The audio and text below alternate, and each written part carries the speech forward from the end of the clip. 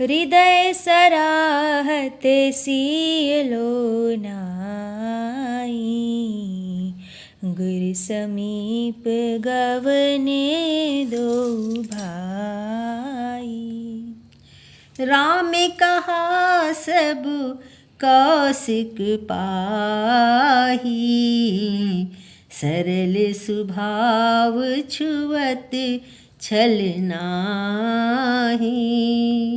रामायण की कक्षा में आप सभी राम प्रेमियों का बहुत बहुत स्वागत है। आइए राम जी की कथा सुनते हैं और मग्न होते हैं। विवाह का प्रसंग चल रहा है और सीखते हैं और सिखाते हैं। जय जय श्री राम। हृदय में सीता जी के सौंदर्य की सराहना करते हुए दोनों भाई गुरु जी के पास गए। श्री रामचंद्र जी ने विश्वामित्र जी से सब कुछ कह दिया। क्योंकि उनका सरल स्वभाव है। छल तो उसे छूता भी नहीं है। भाई ऐसे हैं राम जी। मोहि कपट छल छिद्र न भावा। अभी आगे हम पढ़ेंगे इसको।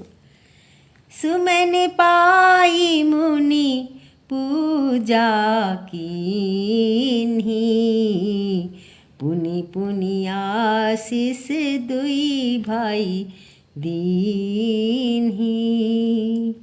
सुफल मनोरथ हो तुम्हारे, राम लखन सुनि भय सुखारे।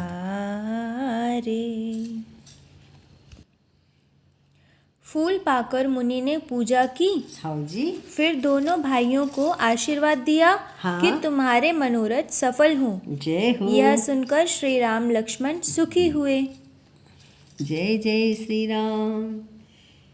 करी मंजनु मुनि बर विज्ञानी, लगे कहने कछु कथा पुरानी। विगत दिवस गुरु आयसु पाई, संध्या करन चले दऊ भाई।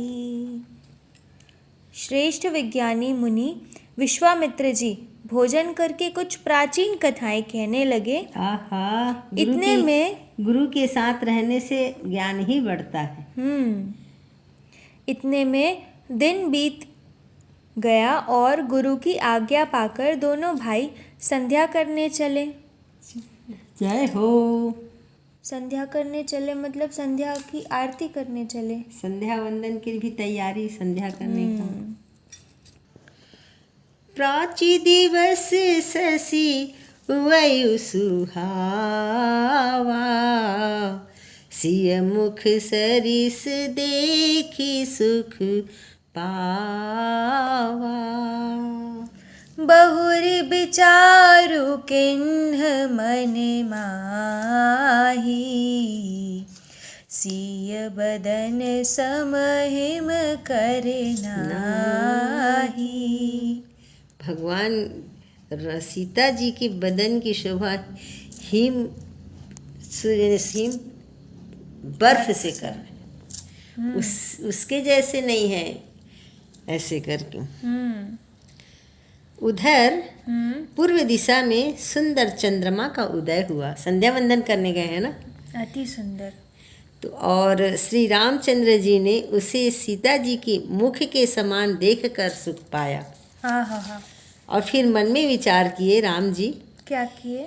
कि यह चंद्रमा सीता जी के मुख के समान नहीं है।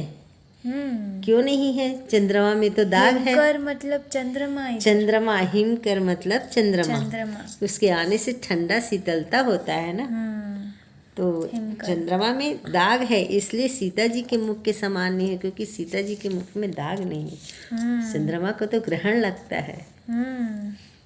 जन्म सिंधु पुनि बंधु विषु, दिन मलिन सकलंक, सिय मुख समता पाव किमी, चंद बापुरो रंक। कैसे हैं चंद्रमा का बताओ। खारे समुद्र में तो इसका जन्म हुआ है, हाँ फिर उसी समुद्र से उत्पन्न होने के कारण हाँ। विष इसका भाई है, अच्छा। और दिन में यह मलिन हाँ। दिखता नहीं है। सूर्य की रोशनी इतना तेज है कि वो छुप जाता है, शोभाहीन रहता है दिन में, और कलंक की काले दाग युक्त है। हाँ। बेचारा गरीब चंद्रमा सीता जी की मुख के बराबरी कैसे कहाँ पा सकता है? बताइए, ये है सीता जी के मुख की चंद्रमा का उपमा। बताओ। घटई बढ़ई बिरहिनी दुखदाई, ग्रसई राहु निज सिंधहि पाई। कोक शोक प्रद पंकज दोही, अवगुण बहुत चंद्रमा तोही। फिर यह घटता बढ़ता भी है और विरहिणी स्त्रियों को दुख देने वाला है। हाँ हाँ, तो राहु अपनी संधि में पाकर इसे ग्रस लेता है। चकवी की वियोग का शोक देने वाला और कमल का वैरी उसे मुरझा देने वाला है। हे चंद्रमा, तुझ में बहुत से अवगुण हैं जो सीता जी में नहीं है। वैदेही सुख पटतर दीन है, हो ही दोष बड़े अनुचित कीन है। सिय मुख छवि विधु ब्याज बखानी, गुर पहि चले निशा बड़ी जानी। अतः जानकी जी के मुख की तुझे उपमा देने में बड़ा अनुचित कर्म करने का दोष लगेगा। तो चंद्रमा से उसकी समानता नहीं की जा सकती, इस बात की दोष लगेगी। सही बात इस प्रकार चंद्रमा के बहाने सीता जी के मुख की छवि का वर्णन करके बड़ी रात हो गई। अच्छा जी। जान वे गुरु जी के पास चले। करि मुनि चरण सरोज प्रणामा, आय सुपाई किन्ह विश्रामा। विगत निशा रघुनायक जागे, बंधु बिलो की कहने अस लागे। मुनि के चरण कमलों में प्रणाम करके आज्ञा पाकर उन्होंने विश्राम किया। रात बीतने पर श्री रघुनाथ जी जागे और भाई को देखकर ऐसा कहने लगे। जय हो। उयऊ अरुण अवलोकहु ताता, पंकज कोक लोक सुखदाता। बोले लखन जोर जुग पानी, प्रभु प्रभाव सूचक मृदुबानी। हे तात, देखो, कमल चक्रवाक और समस्त संसार को सुख देने वाला अरुणोदय हुआ है। लक्ष्मण जी दोनों हाथ जोड़कर प्रभु के प्रभाव को सूचित करने वाली कोमल वाणी बोले। क्या बोले? अरुणोदय सकुचे कुमुद, उडगन ज्योति मलिन। जिमि तुम्हारे आगमन सुनी, भय नृपति बलहीन। अरुणोदय होने से कुमुदिनी सकुचा गई और तारागणों का प्रकाश फीका पड़ गया। जिस प्रकार आपका आना सुनकर सब राजा बलहीन हो गए।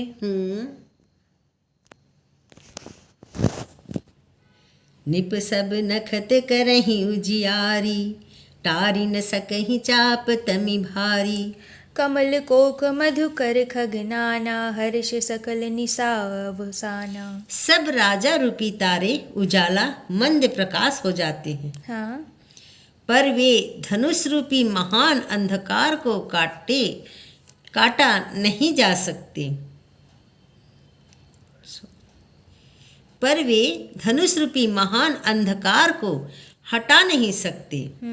रात्रि का अंत होने से जैसे कमल, चकवे और भौरे और नाना प्रकार की पक्षी हर्षित हो रहे हैं। चकवे क्या होते हैं? चकवा और चकोर पक्षी ही होते हैं ना? पक्षी ही है चकवा और चकोर, प्रेम के प्रतीक। ऐसे ही प्रभु सब भगत तुम्हारे, हो ही टूटे धनुष सुखारे। उयऊ भानु बिनु श्रम तम नासा, दुखे नखत जग तेजु प्रकाशा। वैसे ही हे प्रभु, आपके सब भक्त धनुष टूटने पर सुखी होंगे। सूर्य उदय हुआ, बिना ही परिश्रम अंधकार हट जाता नष्ट है। हो जाता है। तारे छिप गए, संसार में तेज का प्रकाश हो गया। आहा। जय हो। रवि निज उदय ब्याज रघुराया, प्रभु प्रताप सब नृपह दिखाया। तब भुज बल महिमा उद्घाटी, प्रगति धनुष विघटन परिपाटी। हे रघुनाथ जी, सूर्य ने अपने उदय के बहाने सब राजाओं को प्रभु आपका प्रताप दिखलाया है। आहा। आपकी भुजाओं के बल की महिमा को उद्घाटित करने, खोल कर दिखाने के लिए ही धनुष तोड़ने की यह पद्धति प्रकट हुई है। जय हो। बंधु वचन सुनी प्रभु मुस्काने, हो सूचि सहज पुनीत नहाने। नित्य क्रिया करी गुरु पही आए, चरण सरोज सुभग सिर नाए। भाई के वचन सुनकर प्रभु मुस्कुराए। फिर स्वभाव से ही पवित्र श्री राम जी ने शौच से निवृत्त होकर स्नान किया और नित्य कर्म करके वे गुरु जी के पास आए। आकर उन्होंने गुरु जी के सुंदर चरण कमलों में सिर नवाया। सतानंद तब जनक बुलाए, कौशिक मुनि पही तुरत पठाए। जनक बिनय तिह आई सुनाई, हर्षे बोले लिए दो भाई। तब जनक जी ने सतानंद को बुलवाया। हाँ। सतानंद जी जनक के कुलगुरु हैं। अच्छा जी। हाँ जी। और उन्हें तुरंत ही विश्वामित्र मुनि के पास भेजा। उन्होंने आकर जनक जी की विनती सुनाई। विश्वामित्र जी ने हर्षित होकर दोनों भाइयों को बुलाया। सतानंद पद बंदी प्रभु, बैठे गुरु पही जाई।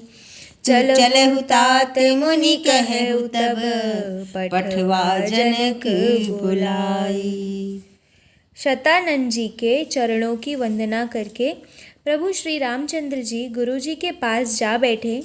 तब मुनि ने कहा, हे तात चलो, जनक जी ने बुला भेजा है। बुलाया होना चाहिए। बुलवा भेजा है, बुलाने के लिए उनको भेजे हैं। मास पारायण 8वां विश्राम और 9वां पारायण दूसरा विश्राम। जय जय श्री राम।